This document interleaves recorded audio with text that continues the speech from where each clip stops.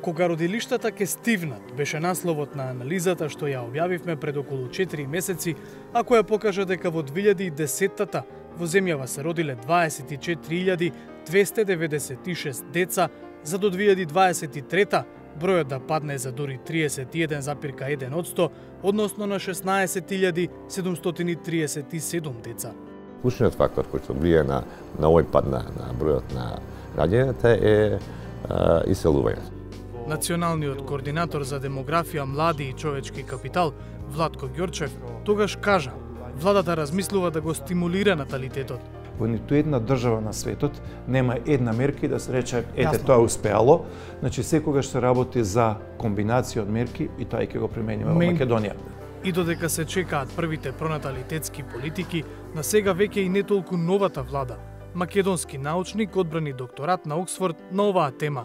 Кристијан Фидановски го истражувал односот меѓу субвенциите и другите мерки за стимулирање на наталитетот и резултатот од нив на светско ниво. Значи не е нужно целосно нов феномен, но нивото на кое што е опаднат наталитетот денеска и особено брзината со која што тоа опаѓање се случува, а тоа има многу, последниот дел со брзината има значајни социоекономски последици, е без преседан. Е сега во однос на политиките, значи кога го резимирам практично моето докторско истражување, често ми делува како да сум потрошил 4,5 години проучувајќи тема која што не нуди едноставни решенија и заклучоци. Меѓутоа, како што спомна и ти, може барем да се забавува овој тренд на намалување на наталитетот. На ниво на Европа, каде се наоѓа и Балканот, Фидановски разликува пронаталитетски политики по идеолошка основа. Едните се скандинавските модели кои се попрогресивни. Во групата поконзервативни или десничарски ги става пронаталитетските политики кои се повеќе типични за дел од Источна Европа и Балканот. Унгарија, Полска, Србија, Македонија во минатото, сите овие држави, значи имаше многу сличности помеѓу нивните пронаталитетски политики. Значи Србија стимулира деца од прво па нагоре, но најмногу пари одвојува за трети и четврти деца. Во Полска малку порамномерно, во Унгарија има еден многу интересен момент, исклучително политички момент воедно, а тоа е дека сумата расте како што имате деца, значи од меѓу второ и трето е најголем растет. За потоа наеднаш да опадне, значи за четврто дете потоа по глава на дете вие добивате веќе пропорционално помалку пари, што потоа поставува прашање па зошто државата не е ке семејства со 4 деца? Дали можеби тоа така бидејќи семејства од одредени етнички позадини, значи малцинства, почесто имаат поголеми фамилии. Можеби државата има селективно пронаталитетски политики. Сака некои семејства имаат многу деца, некои други не. И вториот момент кој што има заеднички на овие политики во однос на дизајнот е тајмингот. Значи дали сумата е таа што е вкупно, но дали ќе давате поголеми средства во фаза на рано детство, можеби веднаш по раѓањето како некој бонус, или ќе ги давате на месечно ниво, ама у првите неколку години ќе вложувате повеќе отколку што ќе се дава за 9 годишни, 12 годишни деца и така натаму и така натаму. И тој момент го имате, значи во Источна Европа повеќе се дава акцент на пораното детство, бидејќи се претпоставува дека така позитивен ефект ќе се изврши врз родителите кои ќе можат да очекуваат дека порано би ги добиле средствата. Мојата анализа покажува дека тоа вродува со плод, ама тоа додава уште некој само 10% плюс.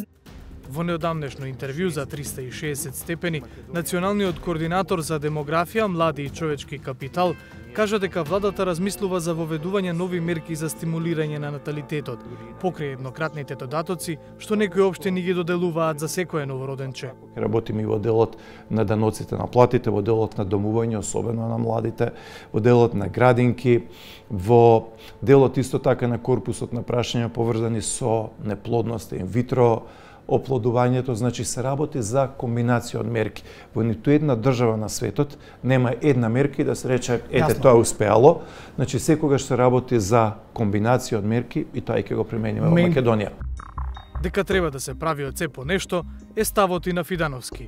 Во Македонија, значи, ние имавме предходната влада, имаше една политика на зголемени социјални трансфери, како што знаеме за деца, и тука бевме меѓу водечките држави во Европа, и сепак истовремено претходната влада не сакаше нели да тие велеа трето дете беше од другата политичка опција, ние сега сакаме се фокусираме на социјалното, а не на пронаталитетското. Јас повторно би апелирал овие две цели практично да се доживуваат како цели кои треба да одат рака под рака. И се нормално во периодот во јавниот дискурс овој период во Македонија гледаме нели оние разговори за потрошувачката кошница, видов дека имаше некој обид да се дефинира таа наспрема потребите на семејство со едно дете, што е без преседано во Европа, секогаш се дефинира наспрема семејство со две деца, бидејќи се уште тоа е најчестото семејство. За држава која што сака да стимулира наталитет, тоа делува малку контрадикторно. Тука влегува и одбивањето да се зголемува минималната плата и така натаму. Значи повторно би акцентирал дека овие социјални моменти и демографските тука навистина одат рака под рака. А дека има логика да се говори за, па и да се стимулираат повеќе деца, покажале други податоци од истражувањето на Фидановски. Например, дека на ниво на Европа луѓето посакуваат повеќе деца отколку што имаат. Не знаев претходно дека во Европа преференциите, значи колку деца луѓе сакаат да имаат, се значително повисоки за едно цело дете во просек во однос на исходите. Значи 2,5 во просек, а 1,5 како што реков во Европска унија во реалност. Така што прашањето е што можеме да направиме во однос на политики за да помогнеме да се намали овој јас помеѓу желбите и демографската реалност. Кога е во прашање земјава, проблемот е дополнително усложнет. Причината, според поранешниот директор на Државниот завод за статистика, е иселувањето на населението во репродуктивна возраст во услови на ионака низок фертилитет. Стапата на фертилитет е број на живородени деца, просечен број на живородени деца, според бројот на жени на фертилна возраст од 15 до 49 години, оние кои што можат нели физички да раѓаат. И овие стапки, ако ги погледате од 2004 наому, се речиси исти. Се речиси исти, односно се движат некаде 1,5 деца по жена на фертилна возраст, а стапката која што обезбедува проста репродукција на населението е 2,1.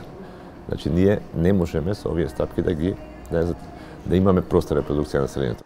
И истражувањето на Фидановски заклучува дека секако ќе паѓа населението во земјава, што ги прави демографските политики клучно прашање за државата.